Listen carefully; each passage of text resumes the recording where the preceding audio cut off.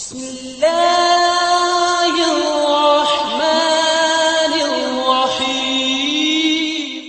اور پھر ایک اور خوشخبری آپ نے فرمایا لِكُلِّ نَبِيٍّ دَعْوَةٌ مُسْتَجَابَةٌ، اللہ نے ہر نبی کو ایک چانس دیا تھا کہ میرے محبوب ایک دعا مانگ لو، جو مانگو گے وہی دوں گا، پکی قبول ہوگی۔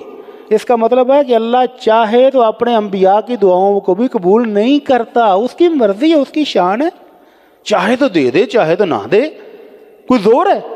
ہم سمجھتے ہیں دعا کی تھی قبول کیوں نہیں ہوئی؟ وہ بھائی کوئی زور زبردستی تھوڑی ہے۔ دعا کا مطلب کیا ہے؟ التجا کی ہے، ترلا مارا ہے، ترلا، وہ قبول کر لے تو اس کی مہربانی ہے، اور ہمارے ترلے میں کوئی نقص ہو وہ قبول نہ کرے تو اس کی مرضی ہے، اس کی شان ہے۔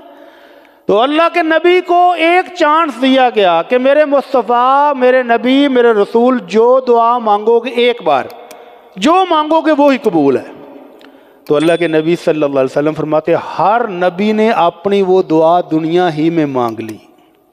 وَإِنِّي اخْتَبَأْتُ دَعْوَتِي شَفَاعَةً لِأُمَّتِي يَوْمَ الْقِيَامَةِ، اور میں نے اپنی وہ دعا سنبھال کے رکھ لی ہے کل قیامت کو اپنے امتیوں کی سفارش کرنے کے لیے۔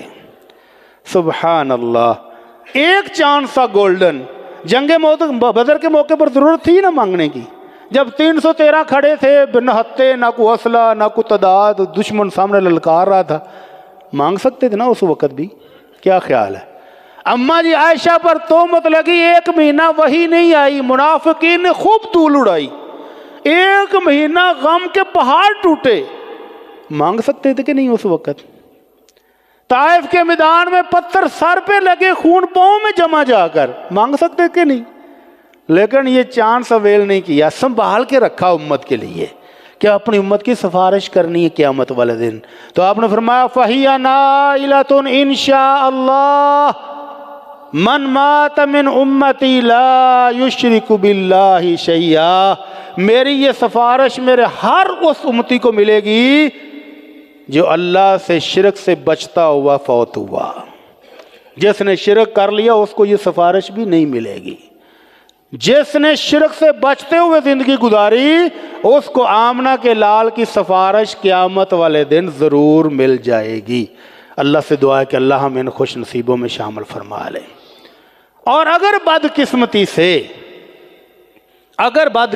سے نماز بھی پڑھتا ہے، روزے بھی رکھتا ہے، حج بھی کیا ہے، صدقہ خیرات بھی کی ہے، تہجد بھی پڑھتا ہے، نیکیوں کے انبار لگائے ہوئے ہیں، لیکن جمعرات میں بابا جی تسی جے سارا کچھ، بابا جی تواڈے تو بغیر میرا کون ہے، بابا جی بچا لیو، وہ بیڑا غرق ہو جائے، حج کرنے گیا ہے اور ادھر سے دعائیں ادھر کروا رہا ہے، ذرا جایا جی دربار تے دیکھ دے آئے جی، دعا کرا جی میری طبیعت بڑی خراب جی، وہ تو ماری جائے تو اچھا ہے، تیرا تو ستیہ ناس ہو ہی چکا ہے، فائدہ کیا تیرے حرم جانے کا۔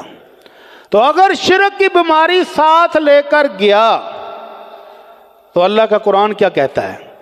اللہ کا قرآن کہتا ہے ما کان للنبی والذین آمنوا ان یستغفروا للمشرکین، اللہ کے نبی کے لیے بھی جائز نہیں ہے، مومنوں کے لیے بھی جائز نہیں ہے، ان یستغفروا للمشرکین، سفارش کرنا تو دور کی بات ہے، مشرک کے لیے بخشش کی دعا بھی نہیں کر سکتے۔